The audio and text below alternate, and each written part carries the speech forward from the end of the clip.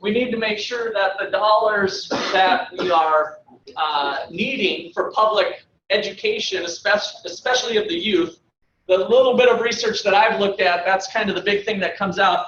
By the time you get to age 21 or 18 or something, most of your brain development, actually they say 25, I think, it's into the mid-20s. You can still be making your brain be not as full potential if you're smoking pot into your like early 20s. So your brain is still developing. But once you're 25 and older, as far as, again, the little bit of research that I've done on this, you can smoke all the pipe you want. It's not going to hurt much more. You're not hurting yourself much more physically than you are drinking or doing some other stupid activities, right? So pick your battles and do your thing. But from a development, from a public safety standpoint, if we allow alcohol, a lot of people argue that having the people chilled out on alcohol is a little better than, or chilled out on pot is a little bit better than having them whacked out on alcohol and other drugs. So, all right, any other questions or comments there? Yeah. What is the effect of the police?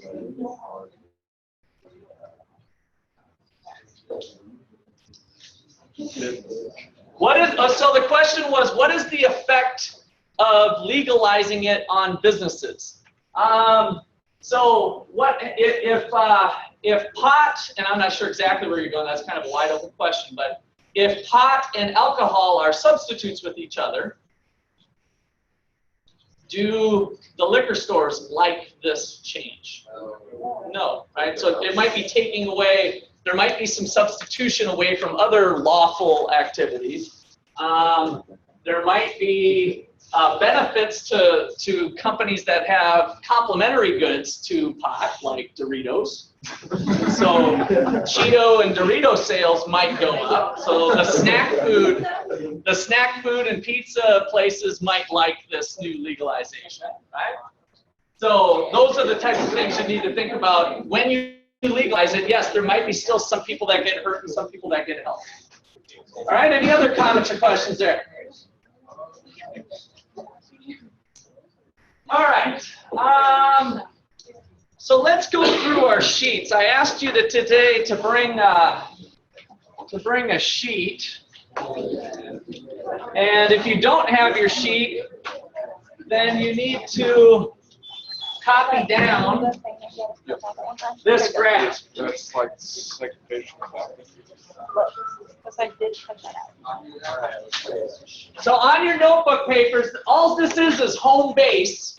All this is home base, but then I've got all these letters in here. So copy that down if you don't have the sheet. And so we've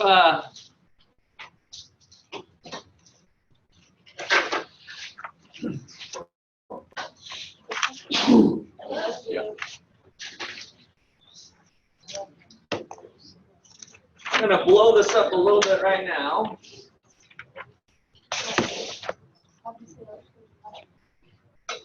Okay, so make sure you get these things. So if you start with home base, ABC represents consumer surplus in a free market, right? And then FGJ represents producer surplus. So that's just like what we were doing in Chapter 5 from last week. Hopefully that'll start to pop out at you. And you might have had some problems that we did from Chapter 5 stuff that had you identify the consumer and producer surplus areas.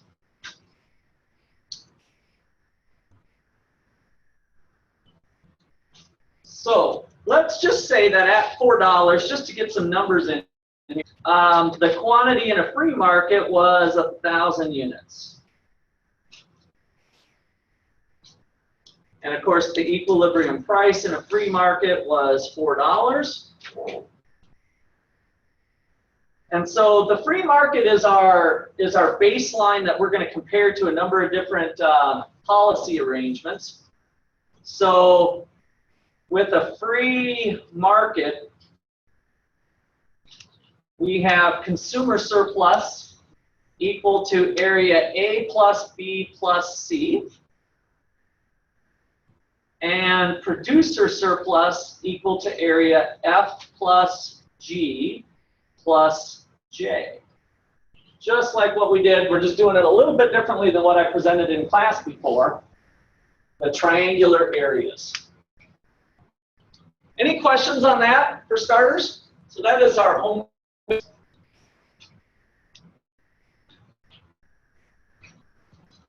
All right. So down below,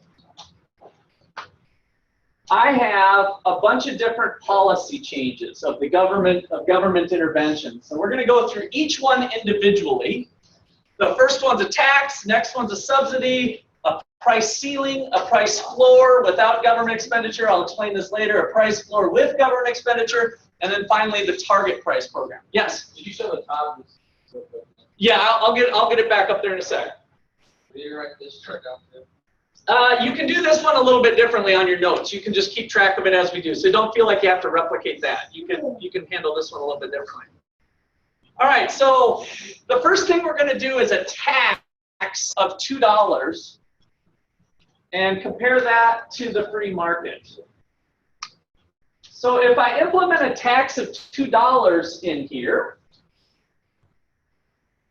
I get this tax wedge, remember, right? So I kind of float in my tax wedge. Except this wedge isn't big enough. Maybe my cap will be about right. Right? And I wedge it in there. Or you can think about it like we did last time by shifting the supply curve up by $2.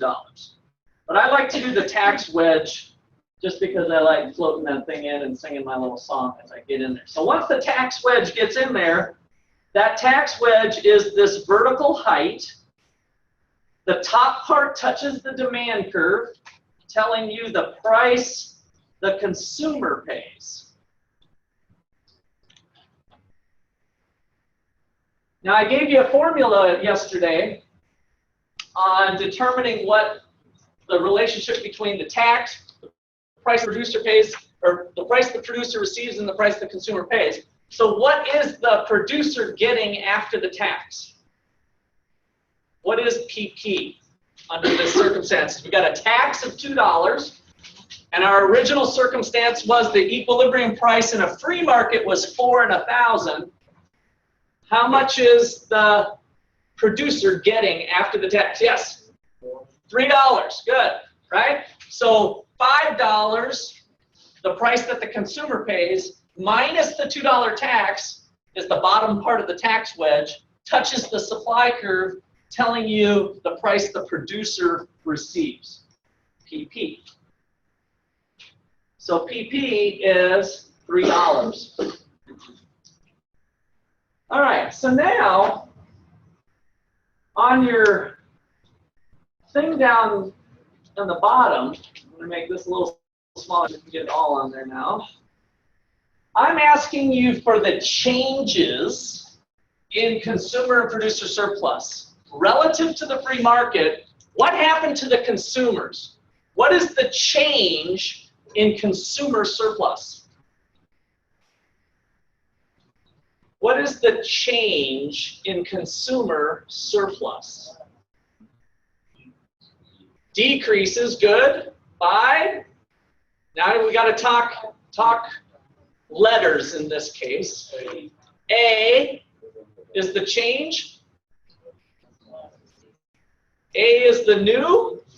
Yes. A is the new, so what's the change? B and C, positive or minus? Minus B minus C, right?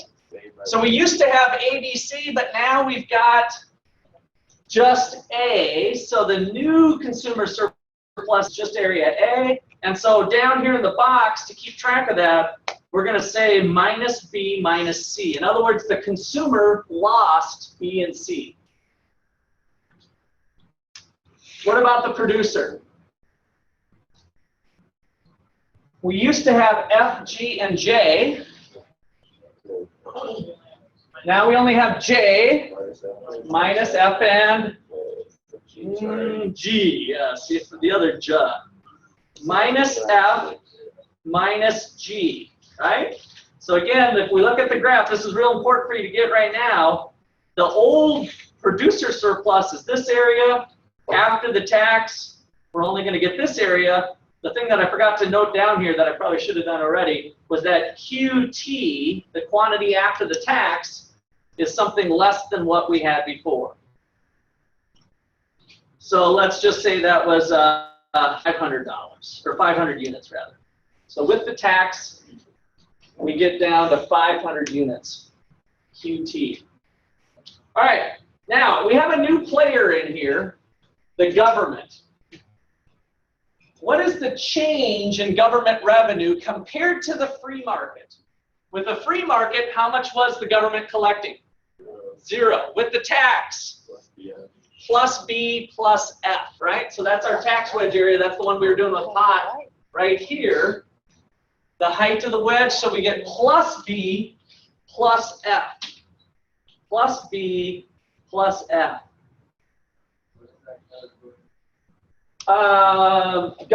Change in government revenue. So the amount of money that the government's collecting.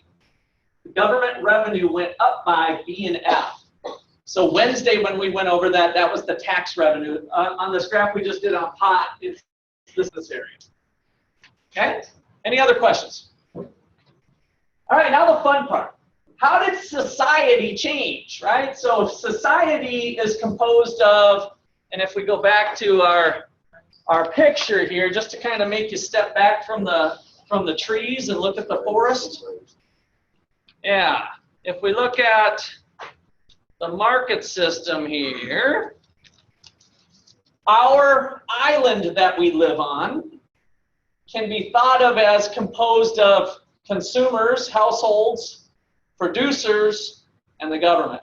Those are the only 3 parties that we're analyzing, but that's everybody, right? We're categorizing everybody into those 3 components. And so by doing that, we've got society represented here. And if we add them up, we got minus B, oops, the consumers lost B, but oh, good news, the government gained it.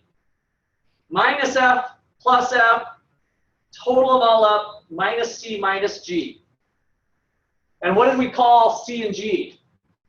Deadweight loss. So that's our deadweight loss down here. So the total change to society is our deadweight loss. If it's negative. If negative. If it's positive, then it's a gain. Okay, so questions on the tax. This is a good way to review all those ones we did, and now we're applying our welfare analysis stuff from chapter 5. Subsidy.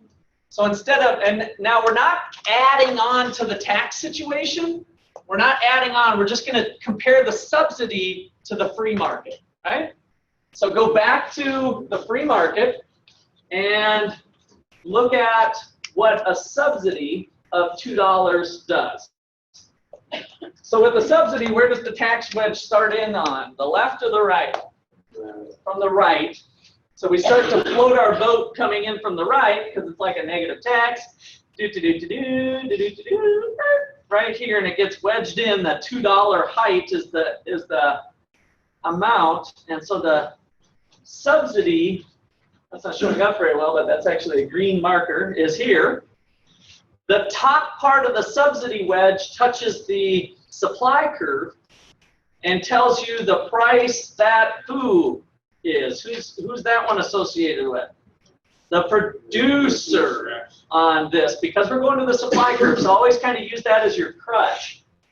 Since the top part of the wedge touches that, this is now PP for the subsidy case. And the bottom part of the wedge touches the demand curve, which means that students are going to be paying tuition of $3. They are PC with case number 2. All right, so subsidy. What is the change in consumer surplus? The change in consumer surplus for the $2 subsidy, again, going back to the free market, the consumers had A plus B plus C. And now, what is the change in consumer surplus? It would be minus A plus F plus G. Minus A plus F plus G, G, H, and I? not the I, no. Not the I. Or the Whoa, we've gone H. too far. Just the F and The the G. H sounded good. Okay, now, I again forgot to look at the subsidy quantity. What is the quantity after the subsidy? Do subsidies tend to encourage or discourage consumption? Encourage. So we were talking about like education being here before. And so after the subsidy, the quantity after the subsidy is right here. So QS equals, let's say, 1,500 units. Just making up some numbers there to motivate things. So did anybody have, you wanted to get rid of A. Consumer surplus is the difference between what a consumer is willing to pay and what they actually pay for each unit consumed. So which ones do you want to do? What do you want to add on? Talk to me in areas. What is the change in consumer surplus? We used to have A, B, and C. F, G, H, and I. So we did want to take in I. Now, watch me through this thought exercise of the definition and why I want you to have the definition memorized. Watch this. So starting from left to right, the very first consumer was willing to pay this amount. They actually paid $3 with the subsidy. Willing, actual, willing, actual, willing, actual, willing, actual, willing, actual, willing, actual, all the way out to the number of units that they actually consume, which is 1,500. And so you are absolutely right. This little trapezoid here is what we added on. So we get plus F plus G plus H plus I. Good. What about the producers? They used to have F, G, and J. B, C, and D. B, C, and D. So again, the producers are selling 1,500. Producer surplus is defined as the difference between what the producer actually gets, which in this case is $5, and the minimum amount they must get, which is the height of the supply curve. Actual, minimum, actual, minimum, actual, minimum, actual, minimum, actual, minimum, actual, minimum, all the way up to 1,500 units. So they have gained plus B plus C plus D. Ooh, this looks like a good policy. Maybe we should have the government giving away money. What is the change in government revenue? Minus, hold on, let me get my stick out here. I found out that I was leaving marks. If you see little black marks on the screen, that was for me other times. So I will use the metal part. I was using this end and it was leaving little marks somewhere. All right, B, C, D, E. Everything in the box. What else? Is that it? F, G, H, and I. Good, that's right. I like to do that little voice intonation so you guys think, oh, what, that must be wrong. Okay, so how do we get that? Let's just think through the logic here. How many units are being sold? 1,500. For every unit, the government's paying how much? $2, which is the height of the wedge. So base times height is the area of this rectangle. Sometimes in a homework problem, you're asked to calculate that. If you were asked to calculate it here using the numbers that I've got, how much money is the government spending on this program? 2 times 1,500 is 3,000 bucks, right? So that area represents 3,000 bucks, but the way we're doing it in this exercise, it is government spending. So like you said, it's a negative. Negative B, negative C, negative D, negative E, negative F, negative G, negative H, negative I. Add them all up. How did this policy work out? Let's see, we got a plus F, plus G, plus H, plus I, minus I, plus B, minus B, plus C, minus C, plus D, minus D. Add them all up. Negative E. Deadweight loss. And notice that it ends up being that little triangular region, which is awfully close to the triangular region we saw with the tax. It's kind of similar. I remember one of you, was that you? Somebody asked about the deadweight loss. Yeah. Yeah. So now that's it. That's why I wanted to hold off on it, because it's a little harder to see, and that's why we use this technique to identify what the deadweight loss, because we have lots of overlapping areas with this particular policy. Okay, questions on the subsidy? Price ceiling. Price ceiling. The government comes out and says prices cannot be higher than $3. At $3. So if that's our ceiling price, I got a big fat marker there, that doesn't look very good. Price ceiling. Prices cannot go above $3. The intent of the policy is to help who? Producers or consumers? The intent of the policy. Consumers. We want to protect consumers. We think, oh, corn prices are way too high at $4. Let's just say the max it can be is $3, right? Change in consumer surplus. Change in consumer surplus with the price ceiling. Plus FGHI. Plus FGHI. Sound good? No. I see some heads shaking support, but then I see some others saying no. I don't know either. All what? Now remember, we're comparing it to the free market, which is ABC for the consumer, right? So compared to ABC, one thing that might be helpful is with the price ceiling, how many units are the consumers consuming? Using the numbers that I've got up here. 500. Consumer surplus is the difference between what a consumer is willing to pay and what they actually pay for each unit they consume. Willing, actual, willing, actual, willing, actual, willing, actual, that's it. They would love to buy 1,500, but they're getting screwed because they're all gone, right? We have a shortage with them. And so the price or the quantity with the ceiling price ends up being here. What is now the change in consumer surplus from the price ceiling? A, B, and F? That's the new consumer surplus. That's minus C, right? So what's the change in consumer surplus compared to the free market? Plus F Minus C, we lost C, but we gained F, right? The old triangle was ABCD. The new thing is this trapezoid, ABF. So we lost C, but we gained F. So minus C plus F. Producers. Minus F and G, right? They used to have this. Now it's this. So now all they have is J, which means we lost F and G. Minus F, minus G. Now I want to point out something real briefly here is that a lot of times we're like, oh, well, we're going to take it from those big bad sellers, those landlords, and give it to the consumers, right? And that's kind of what's going on here with F. Look at these guys lost F, these guys gained F.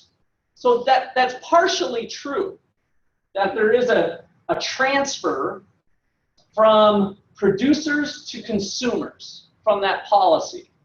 Remember my Robin Hood theory of taxation? Take from the rich, give to the poor. Take from the employed, give to the unemployed.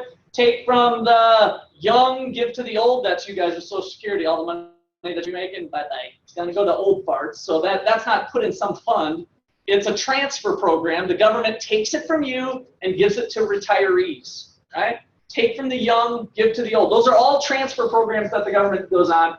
That is possible here. The thing that people misconstrue because they don't understand their economics is it's not dollar for dollar. If I take $1 from this group's not getting that full dollar. And that's part of what we're capturing here with this analysis. All right, government revenue, price ceiling, change in government revenue? No, nothing, right? It's just a law.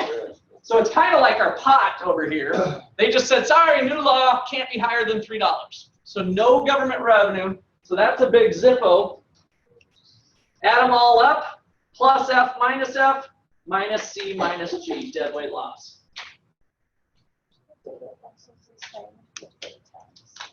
Price floor. So on this one, we're going to have the government say, oh man, we got to protect those farmers. Here's the price floor, right? So a price floor, the intentions of the policy is to protect consumers or producers? Producers in this case, okay? So when we implement the price floor, what is the quantity that's going to be exchanged in the market? We're trying to help producers. 1,500? Nobody wants to buy them at that, right? So yes, the farmers are going to plant crops so that we get 1,500 bushels, but at a price of $5, consumers are going to say, I'll buy pork. I don't need your corn. Right? I'll buy some beans or something. I'll buy something else. $5 is way too expensive. And so it creates a surplus of corn, right? So the quantity after the price floor ends up being here again, which means the change in consumer surplus is what? Change in consumer surplus. Used to be ABC, minus B, minus C. They lost B and C because now they're paying $5 for the corn. Producers. They used to have FGJ, and now what do they have? Minus the G plus B, right? So the consumer or the producers are selling 500 bushels, so they gained area B, but they lost area G. So plus B minus G. Government revenue, Zippo, plus B minus B, add them all up, minus C minus G, deadweight loss.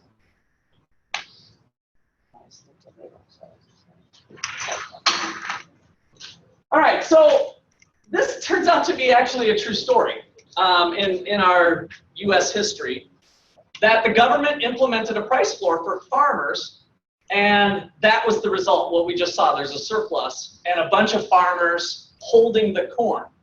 And Congress goes, oh crap, we were trying to help you, man. Sorry, my bad. Didn't really think through all the ins and outs of this whole deal. So got to make it up to you somehow because we were trying to help you, not hurt you. How about if we just buy your corn? We'll buy the extra corn. That's exactly what the government did.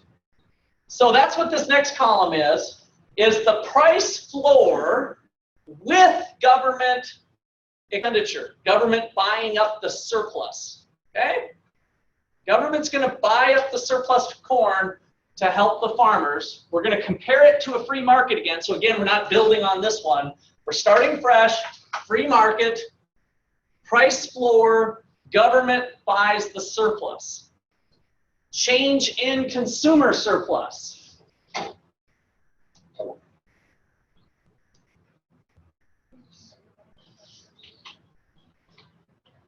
So this created a little surplus here, right? Now the government's going to buy that. So the $5 is still on the table. What's those consumers? What's the change in consumer surplus relative to free market? Minus B minus C. It didn't change. That's right. So minus B minus C, the consumers are still buying 500 at a price of $5. So in that respect, the consumers are indifferent between these two policies. So when Congress comes along and says, oh, we're just going to buy up the surplus, the consumers are like, I don't care. You're screwing me either way, screwed here, but I'm not more screwed here than I was here, so I don't care, right? I'm indifferent between those two policies. Change in producer surplus. Compared to free market, FGJ, DC and B, right? So they're selling, the farmer doesn't really care if they sell it to the government or they sell it to the person. So they're going to end up selling 1,500 units at a price of $5, and so their producer surplus grew by B, C, and D, plus B, plus C, plus D. Change in government revenue. All right, hold on. Minus what? D as in dog.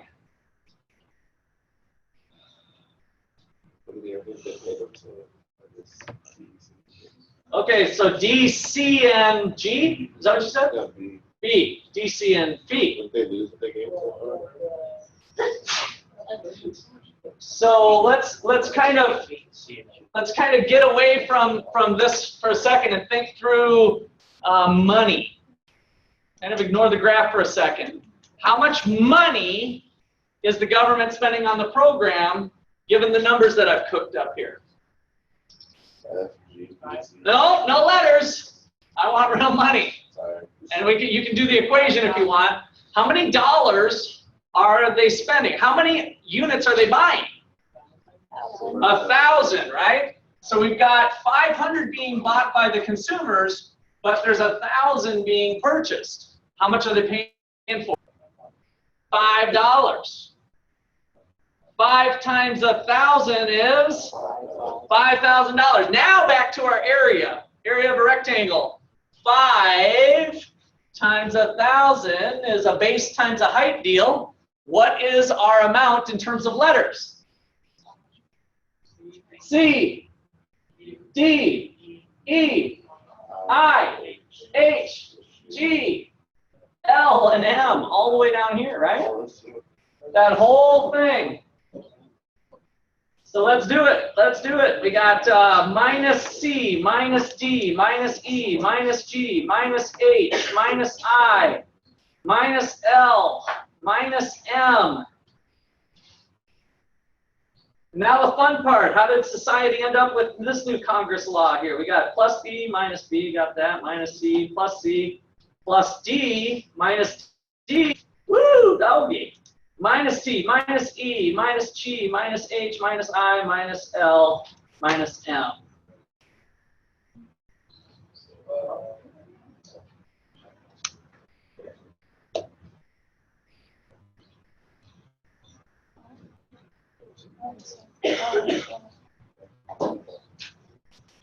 Okay, so that, and again, remember, this is paralleling a real-world story. This is what went on in our government here.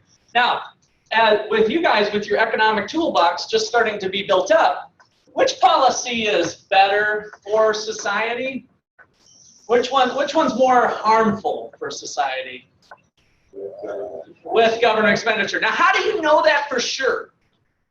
Not just, oh, there's a whole bunch of negatives here, Russ. I want a little more meat on the bones.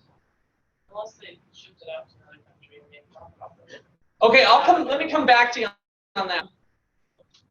How would you know for sure that this policy is worse than this policy? There's more, but there's something specific here I want to point out. Look at the letters. How do you know for sure that this is bigger? C and G is in both, right? C and G, C and G. So there's no doubt that this one creates more deadweight loss, right? Even if we don't have perfect numbers to actually calculate it, using this letter theory, we're able to deduce that this is worse than this. All right, let me come back to you, dumping it off to other countries. The commodities markets are actually global already. So by dumping it off to a foreign country, you're going to disrupt the market system already, and you'll be breaking your own law. Of course, the government tends to do this once in a while anyway.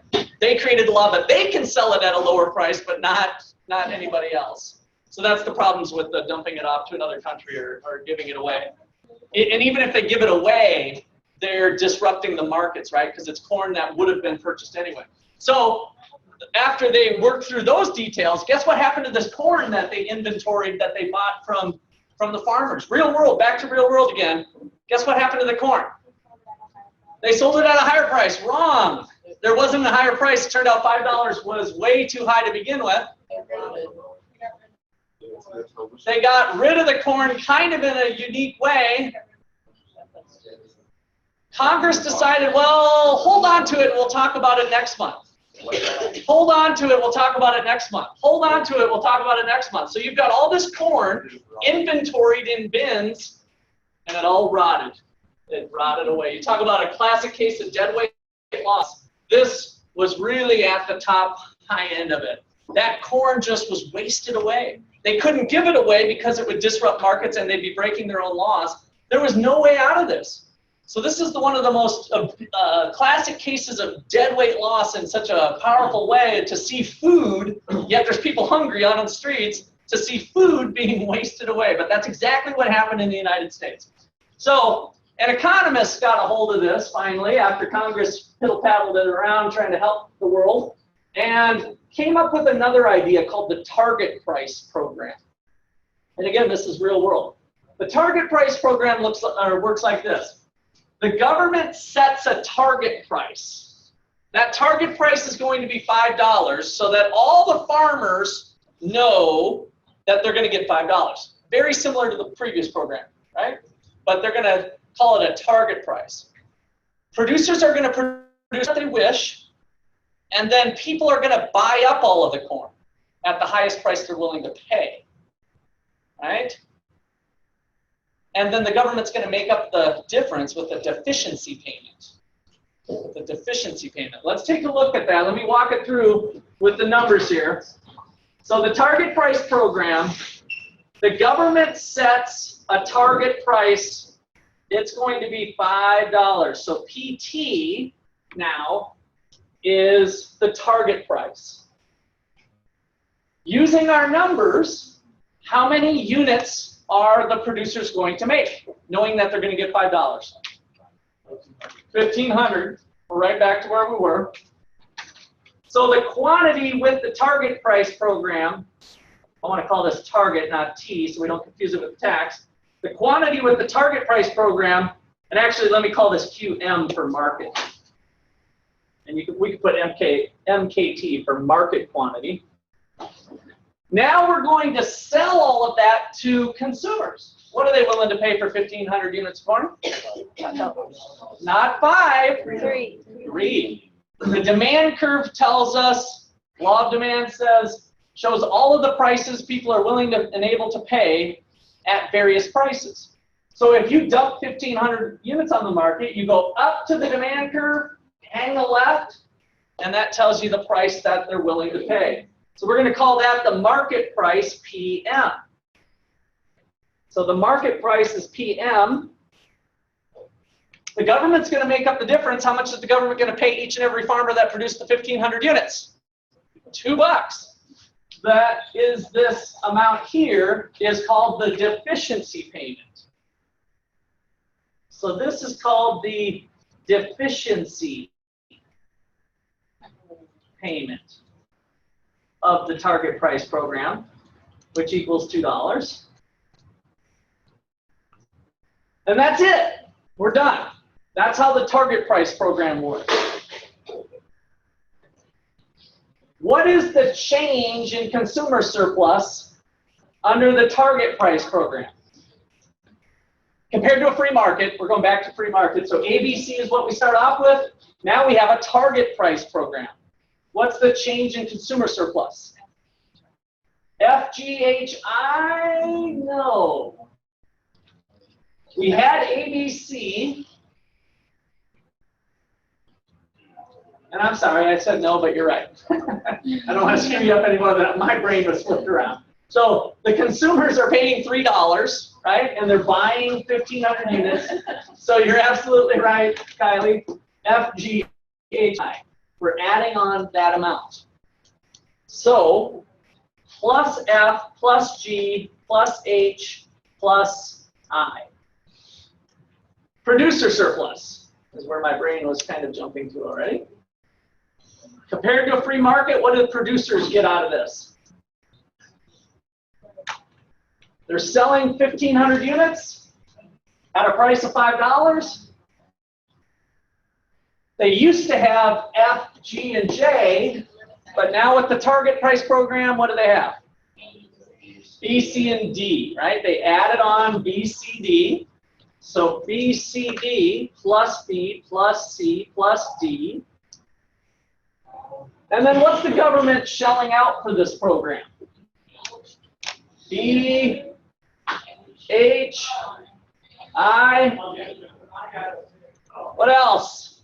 How much dollars? Let's go back to dollars. They're paying a deficiency payment of $2 to every farmer that produced corn. How much are they spending on this program? Dollars. 3,000, 1,500, 1,500 units times the deficiency payment of $2, which gives us this whole rectangle, which is minus B, minus C, minus D, minus E, minus F, minus G, minus H, minus I. I think I got them all. And now the fun part, we add them up. How did society fare on this one? Let's see, we got a plus B and a minus B, we got a plus C and a minus C, we got a plus D and a minus D, we got a plus I and a minus I, we got a plus F and a minus F, we got a plus G and a minus G, we got a plus H and a minus H, and minus E.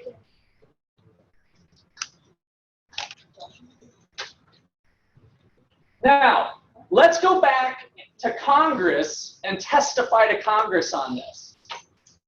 Which policy is better, the target price or the price floor with government expenditure? Target price or the price floor with government expenditure? Target price, right? Check this out, like we did last time, E and E.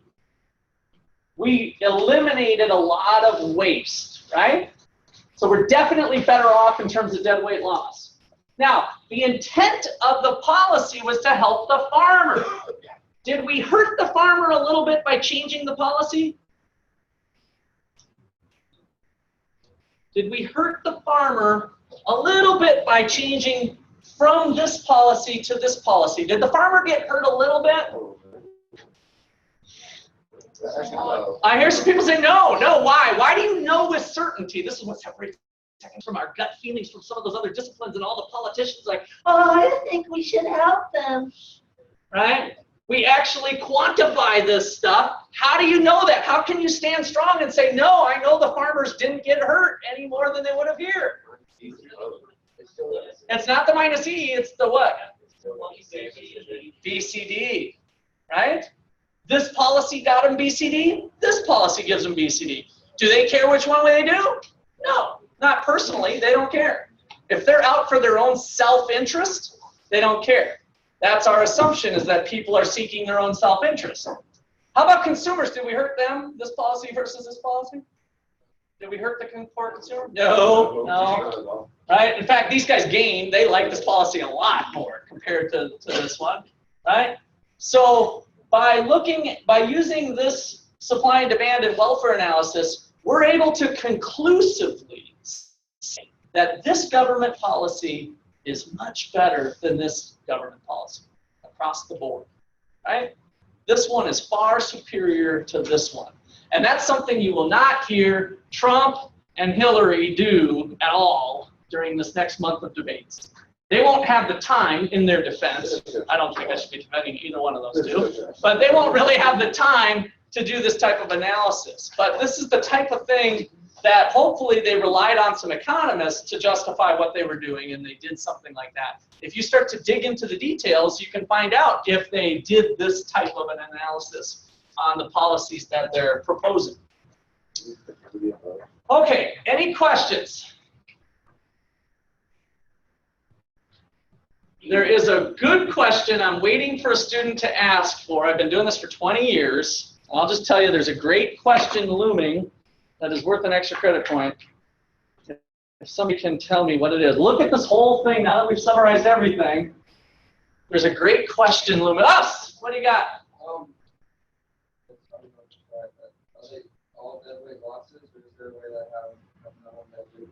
Okay, that's a good question, not an extra credit question, but that's a good question. Not the one I was looking for. Colin, right? So yeah, this is kind of striking. They all create deadweight loss. And part of that's going to come down to what's missing out of this. This is kind of a what you call a piecemeal type of thing. because we're not learning what the government's doing with the money. That was brought up before. Remember, somebody said, what's the government doing with the money? Well, we don't really have that modeled here, right? Are they building roads and bridges, or are they increasing politicians' spending accounts so that they can go out to dinner more frequently? You know, what are they doing with the money? We don't have that modeled here at all. So that's where that thing would start to come about. But what we can conclude is that they are all creating deadweight loss. So if the free market did not have other issues with it, this is going to be coming out of somebody's pocket, both the consumers and the producer's pocket. The part where I'm emphasizing we don't know what's happening is if we're talking about government revenue being collected, then what are they doing with that money? Maybe that has other benefits to consumers and producers. You see what I mean? So that part of it is missing. Kylo, I saw your hand first. Why don't they just think subsidy? Okay, Kylo got it. All right, that's the one that is the one that's just kind of staring you in the face here. Subsidy, target price. See any differences? No. There is a difference. But we need to think dynamically. We need to think long term. Like, how does this thing evolve? What's going to happen over the next 10 years with this policy? Sometimes when Congress passes laws, they tend to be sticky, right? They're kind of hard to undo what was done when they pass a law. And so if this tends to be sticky, tell me about next year and the year after and the year after. If it's the subsidy, does the subsidy ever disappear without an act of Congress? Once the law is passed, it's going to be $2 per unit. Does it ever disappear? It's just the same, right? There would have to be a new law to make it go away. Now, suppose that we figure out how to run cars on corn. That would be weird, wouldn't it? Suppose that we learn a new technology and the demand curve shifts to my pen. If the demand curve shifts over time, what happens to the amount of dollars Congress is spending under the subsidy plan?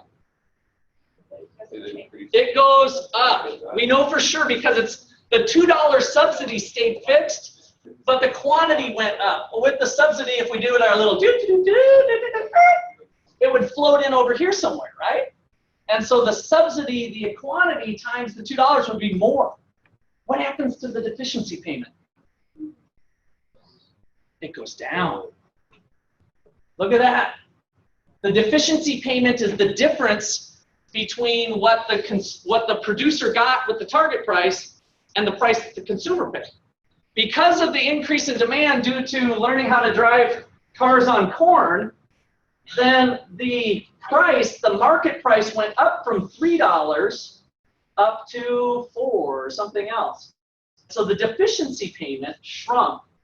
In fact, if the market changes to being this, what happens to the deficiency payment? Poof, it disappears. Did it take an act of Congress to make it disappear? It's all market driven. Market forces made the policy disappear on its own. Now, because of that policy, though, are the farmers hurt? Because of it disappearing, hey, they're not getting their free money anymore. The subsidy that's kind of sweet to be getting the free money. Are the farmers hurt? No, because they're getting a market price higher than 5. So the market has corrected itself on its own such that these parties are all better off and the government gets out of the way. The government got out of the picture with the deficiency payment program. So sometimes these exit strategies are something that's important to be input into the government policy, whatever that is. These exit strategies, how does this policy end? And if we tend to look for more market-driven policies that allow flexibility, that tends to be superior to policies that are a little sticky, or that might tend to be sticky, or cause discretionary changes. And as Congress rolls over from year to year to year to year, we've got new people, it's a new vote, it's a big deal, and they have all the pork barreling and all the other crazy political stuff. If we can have a policy that works this way, That's kind of sweet. So that's the way these two policies are different. It's more in a dynamic sense. Okay, questions or comments there? All right. Well, that wraps up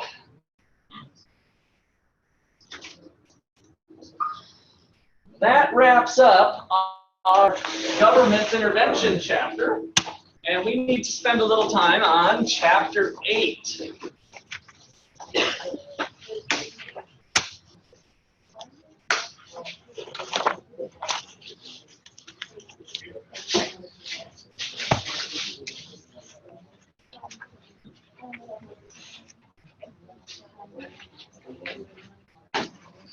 All right, so chapter 8 deals with individuals and their goal to maximize their happiness. So this chapter gave us a little bit of a clue with this consumer surplus business on measuring happiness. And so this is a bit of a challenge. So chapter 8, measuring happiness for the household. It's hard to imagine we could have like a little happiness calculator, but indeed that's what economists claim to be able to do. And hopefully, it's not as bizarre as it sounds. Hopefully I can convince you that this is legit. And so it starts off by having a measure called utility. So total utility, TU, or just U, total utility, is the total satisfaction, derived from consumption of a good or service. The total satisfaction derived from consumption of a good or service.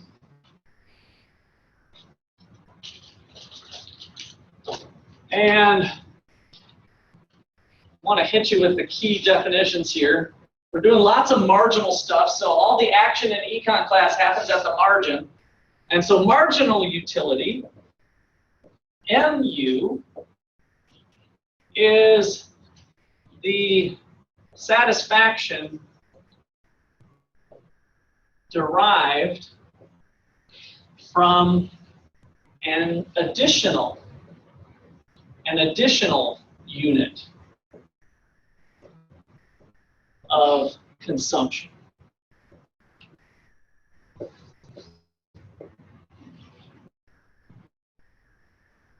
Marginal utility. So the emphasis here, whenever you see that word marginal, you can kind of substitute in your head additional, right? Additional, that extra incremental unit, just like we did in some of the previous chapters. Okay. So how do we measure this? So example. Suppose we've got bundle A. I'll explain what a bundle is here in a second. Bundle A and bundle B. And we've got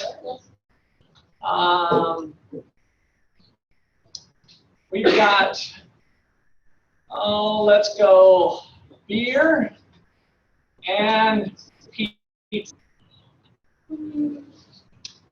and M&Ms.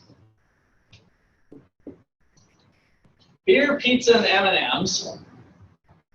And in bundle A, we've got 10 beers, 2 pizzas, and 5 M&Ms.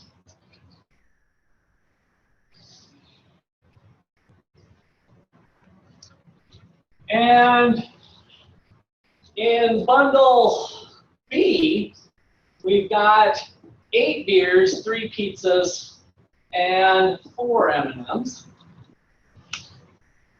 And then I decided we need to bundle C.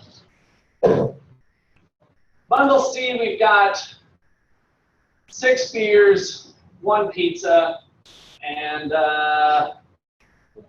3 M&Ms. Okay.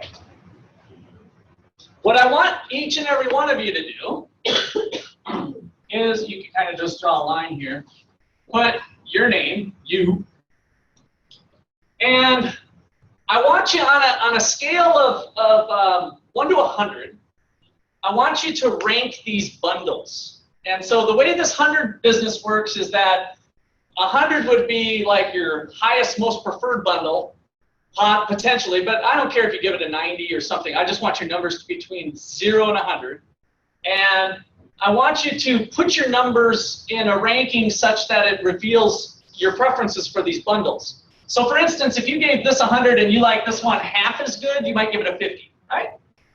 That's all I want you to do. So you should have 3 numbers. Look and think about the various quantities here. You need to have a number here, a number here, and a number here. Somewhere between 0 to 100 rating, if you will. You guys have done consumer ratings for whatever.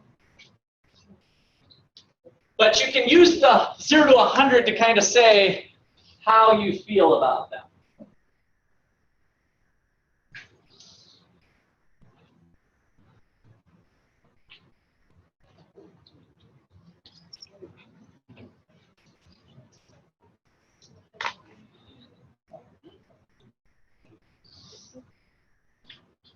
Okay,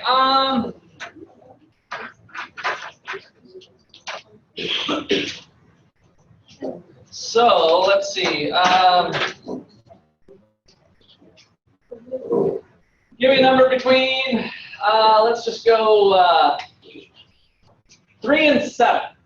1, 2, 3, 4, 5. All right, go to the board, put your numbers up. 1, 2, 3, 4, 5. 1, 2, 3, 4. 5. 1, 2, 3. Did I count you guys? 4 or 5. I didn't think I did. And 1, 2, 3, 4. Wait, that's my last pen. Never mind. We're done. You guys come up. Now we go to the random number generator online, and we go 1, 2, 3, 4, 5. Hunzi, what is your numbers? 486. Okay, 486. Oh, you guys put your numbers in there. Okay, that's fine. That's totally cool. Okay, there we go.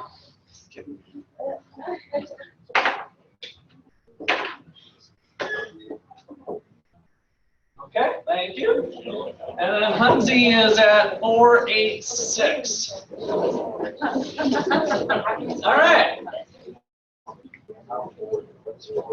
So is this a 40? I didn't see who did this one. 40? So we got a 40 here. This is a 20. Oh, 80. Okay, 80. Got it. All right. So 40, 80. All right. So first of all, since Jordan and who's the blue here? Okay. Melanie, right? All right. So Melanie has 100. Jordan has a 40. Does Melanie like this bundle more than twice as much as Jordan?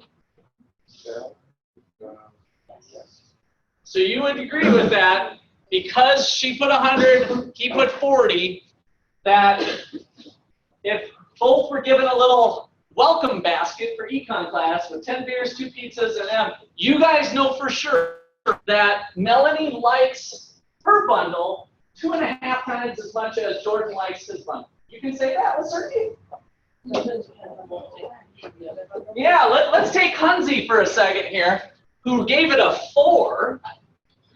Does Jordan like that bundle 10 times as much as Hunzi?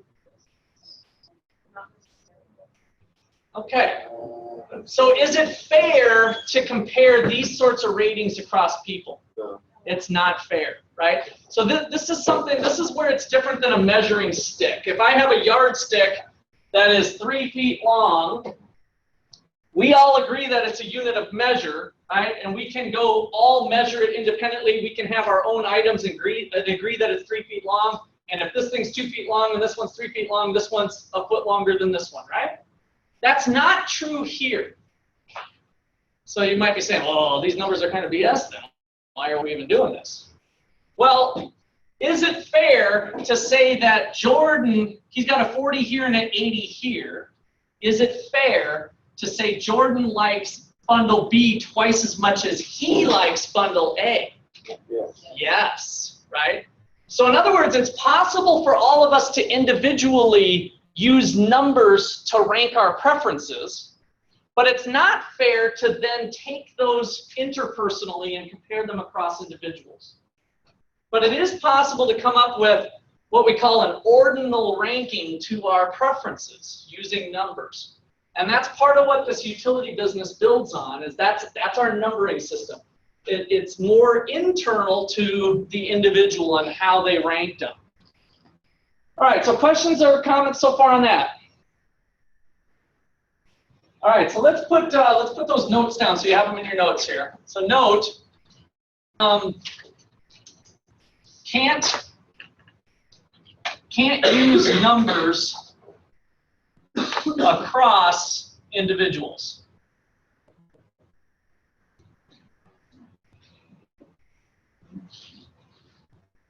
But we can use numbers for ranking individual preferences. They all of a sudden have meaning. Individual preferences.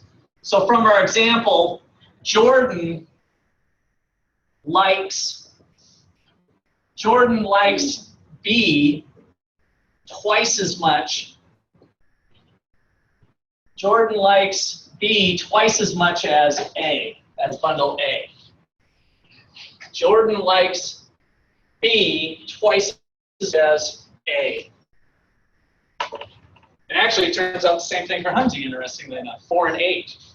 So the actual relative magnitudes of the numbers didn't matter, but we're able to use them to show preferences.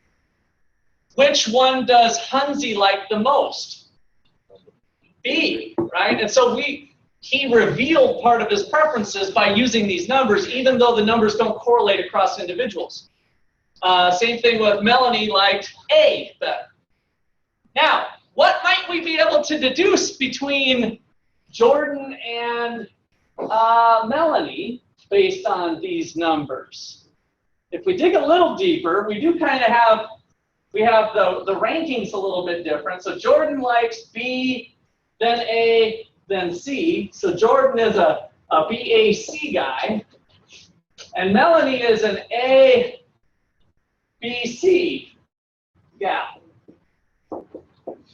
Right? Does that tell us anything? They both don't like Okay, what are you saying? They don't like what? They don't like C. C, yeah, that's a commonality, right? Now, what was true about C? There's less of everything. So that brings us to another assumption that we have in microeconomics for this type of analysis. More is preferred to less. More is preferred to less. And let's see, did everybody come out that way? Hunzi, we have a little problem here.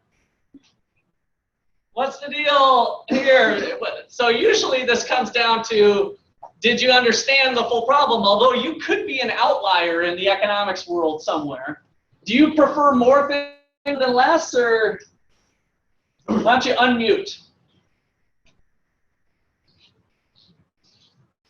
Can you hear me now? Yes. Can you hear me? Yeah. Yes. Yeah, I think I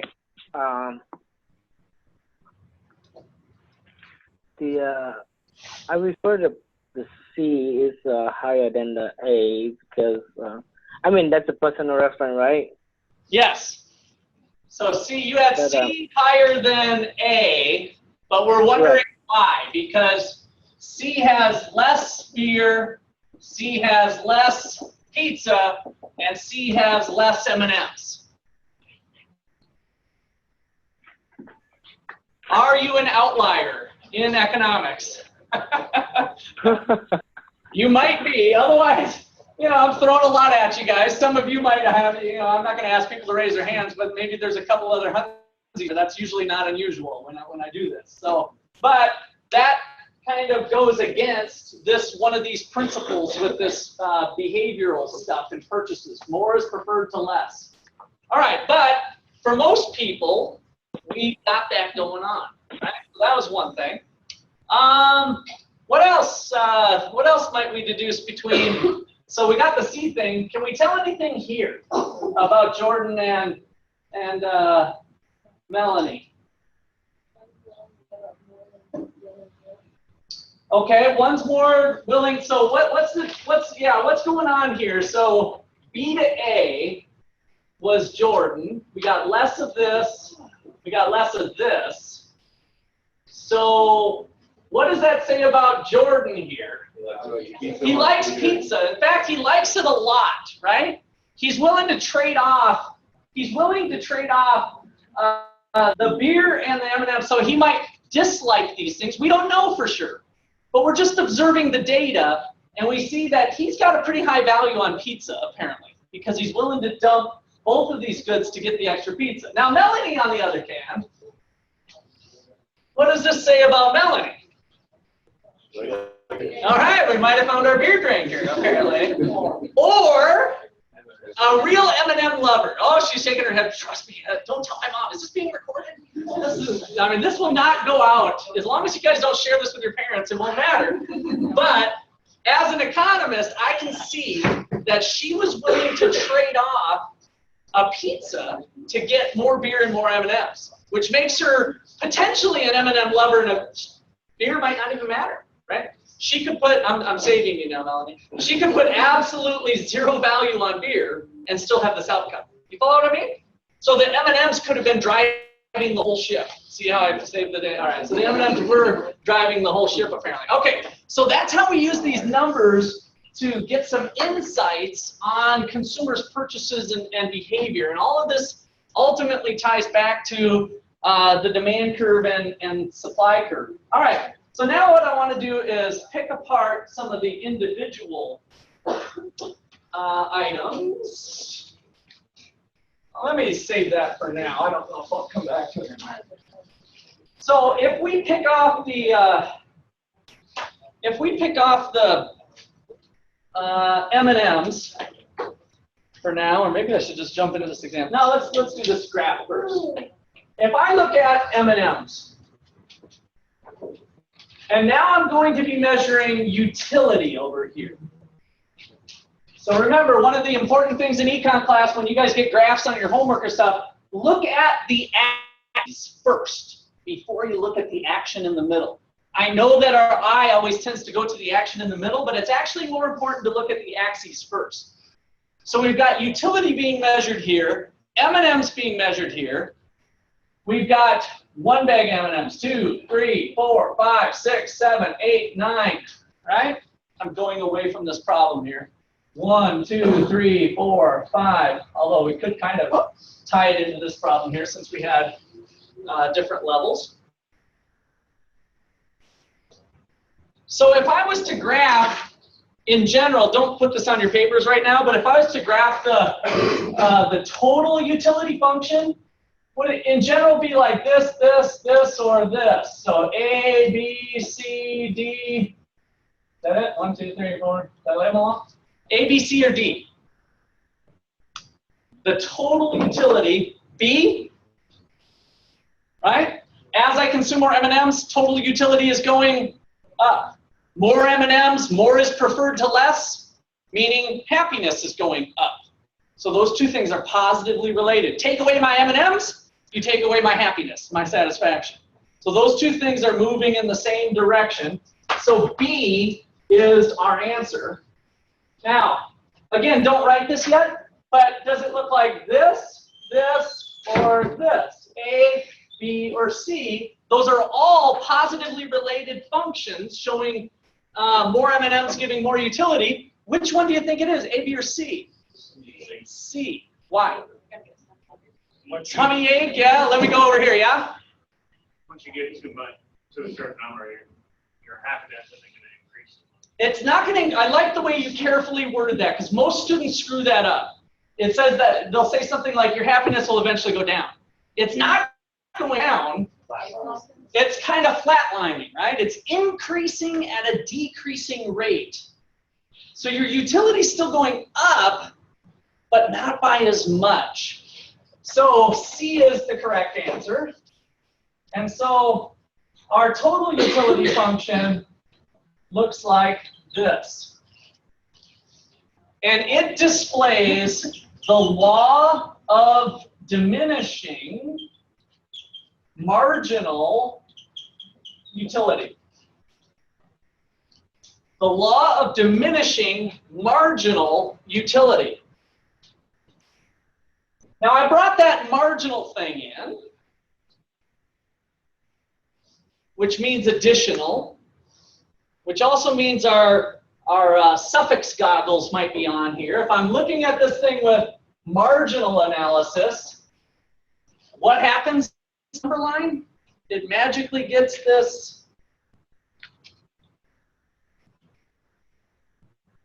If I'm trying to do marginal analysis here, what happens to the 1 here with our goggles? It magically gets a and a erd, right? It magically starts to get a st and a and a whoops, a third is a turd, erd and a right? So it magically starts to get those things. Those aren't in your textbook. That's not going to be on your homework. But you guys need to have those goggles when we start thinking about marginal. So the marginal utility that I got from the first M&M was the area of this rectangle. Some of you might have said, oh, I get, I don't know, let's go with 100 units of satisfaction. If I just arbitrarily, suppose one M&M gives you 100. What is the marginal utility of the second M&M? It's bigger. Total utility goes up. My total satisfaction goes up to, let's say, 150. Now, we could really have this scaled to make it appropriate, but it goes up to 150. So what was the marginal utility of the second M&M? 50, right? And there's the law of diminishing marginal utility kicking in. The third raises my utility to this amount, but it only added this amount. The fourth raises it to here, but only added this amount. So these incremental amounts are changing. So if this went up to, I don't know, I'm just making up numbers, 165, and then this one finally went up to 170, we get the diminishing utility of each additional M&M. We start to get sick and tired of M&Ms. They don't get us as happy as they were before. Yes? Total larger scale would go back to those. So will it go back down? So with the more is preferred to less criteria, it would not go down, because we'd always give the option for you to not actually eat them. Now, if you were forced by a dictator to eat the M&Ms, if that's all you had, and they made you gorge yourself, and you started feeling sick, and you're going to puke or whatever, and maybe this is the uncertainty part. Somebody said a tummy ache that there's uncertainty, so you don't know that they're going to make you sick at some point in time. Then it's possible for that to go down. So, but in general, we just we kind of ignore that. But in reality, yeah, there's circumstances that could be possible. All right. So, any questions on this graph? All of this red boxes are marginal utilities. That's the connection between total utility and marginal utility.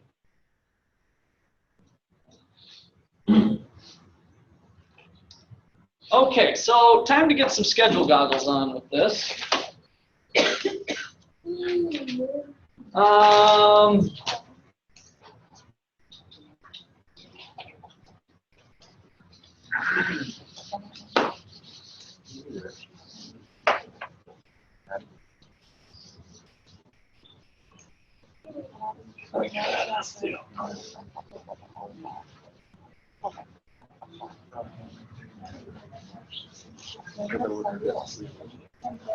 Okay, so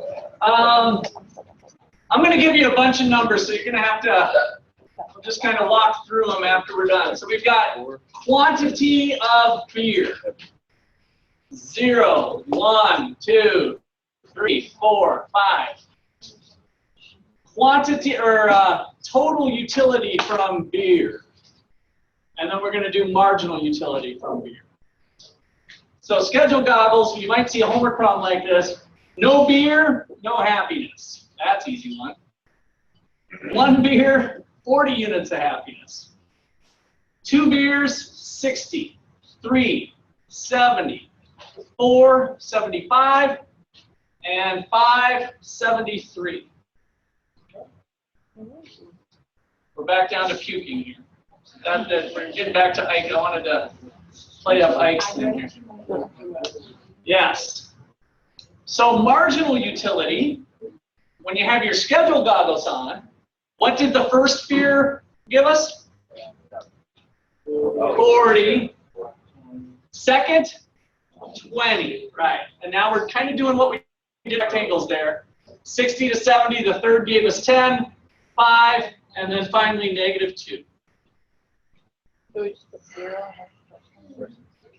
First one's kind of undefined. It's actually not even really 0, it just doesn't even exist. It'd be the marginal utility from the 0th beer or something. We can't have a -1 beer. All right, then we've got quantity of pizza. We got slices of pizza. Again, let's go 0 to 5. 0, 1, 2, 3, 4, 5. And total utility from pizza. The pizza, 0 pizza gives us 0 utility. 1 pizza, 20. 2, 34. 3, 44. 4, 50. And 5, 54.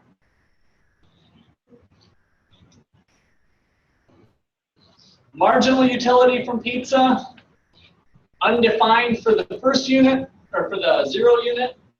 The first unit of pizza gives me 20 units of happiness.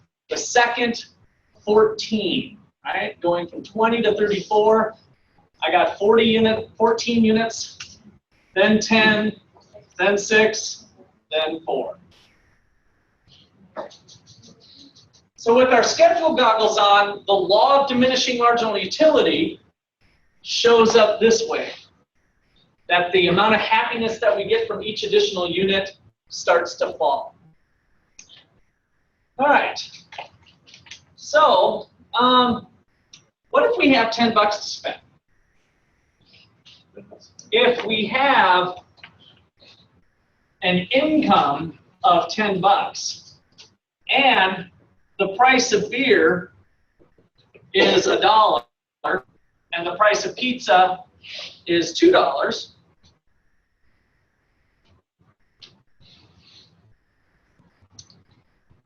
how much should we do?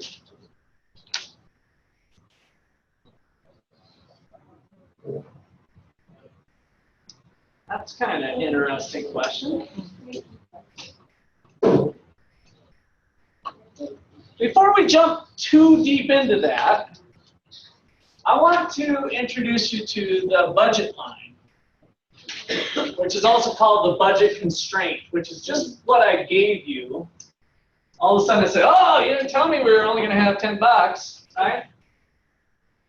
So maximizing your happiness, as you guys well know so well, is tougher when you have a budget constraint. You only got 10 bucks to spend.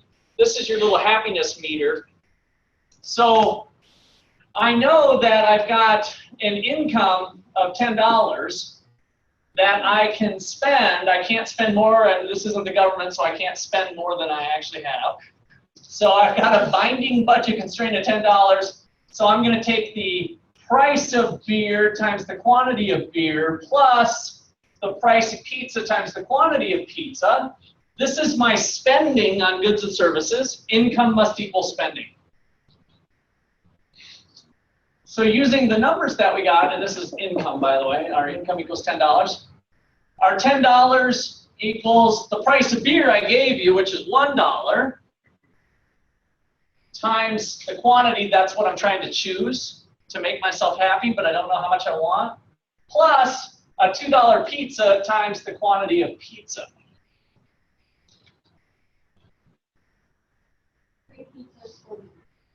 3 pizzas, 4 beers. Ooh, I like that answer. All right, let me come back to you here. All right, so if I was to graph this thing out, and I have beer on the vertical axis, quantity of beer, remember it's always important to look at the axes, and quantity of pizza on the horizontal axis. If I blew my whole $10 on beer, well, how much could I have? 10. So 1, 2, 3, 4, 5, 6, 7, 8, 9, 10. You don't have to do this perfectly, but let me just put that point. That is a possible consumption point for me. I can afford point A. I can afford point A. If I blew my wad on pizza, how many could I have? 5 pizzas. 1, 2, 3, 4, 5. That's another possible consumption point. And then I've got all these combinations in between, right? Pizza costs $2, which means if I give up 1 pizza, I could get 2 beers. So we kind of got a rise over run thing going where we could be anywhere along this budget line. That is called the budget line.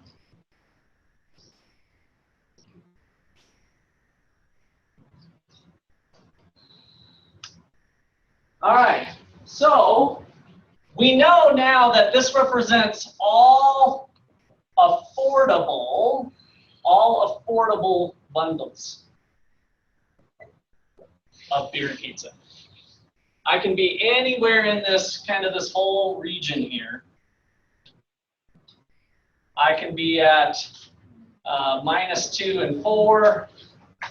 I can be down 2 over 1. Right? I can be anywhere along there. So back to this graph. I'm running a little low on time, so I want to walk you through. We still got a few minutes, so don't get too crazy. Am I gonna spend my first bit of money on pizza or beer? Beer, right? So because a beer brings me 40 units of happiness, and my first pizza only brings me 20, right? So now, am I going to spend my next chunk of money on my second beer or my first pizza? Second beer, either or, we're indifferent. So this is a hidden rule of economics, mostly derived by Russ McCullough, that you always go with beer, actually, when it's pushed like that. So this is beer, right? Now, technically, you could go with the pizza. This is the Russ economics now. Now, do I want to go with the third beer or the first pizza? Either. Either. Both. Now I got a 10 versus a 20. Oh. But what's the deal? We go with pizza, right? But one thing we're not taking into account, and that's the price. The pizza cost me $2. So I would be 20 divided by 2 for the same amount of beer. There's one thing that we'll need to take into account. I'm going to hold you a little long today. I'm just going to tell you. Just give me a couple minutes. I got to get through this. Almost done. I remember I gave you all those minutes before. So, all right. So let me shut up and keep going here. So how much have we spent if we grab our first pizza? How much have we spent now? We've got $2 here, $2 here.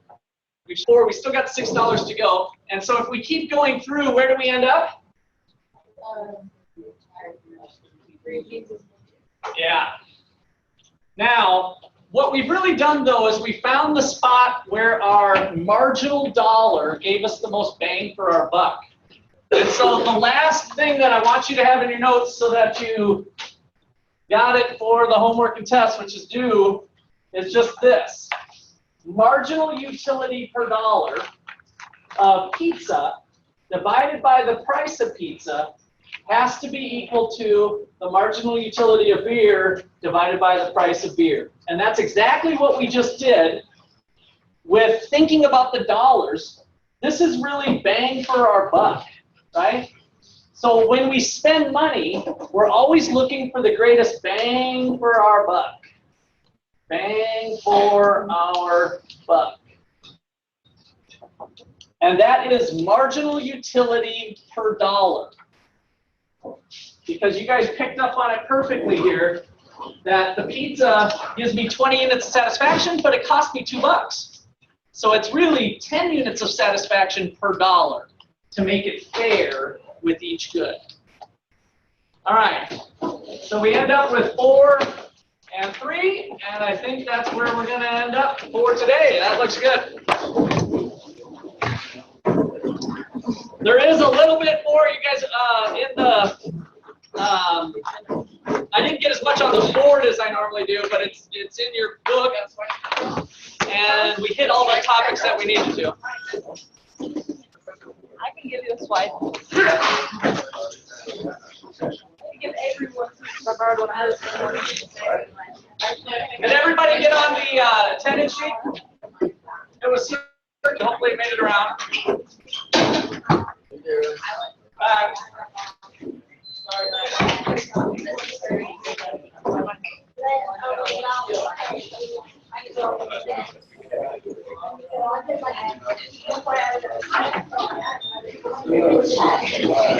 Okay, yeah.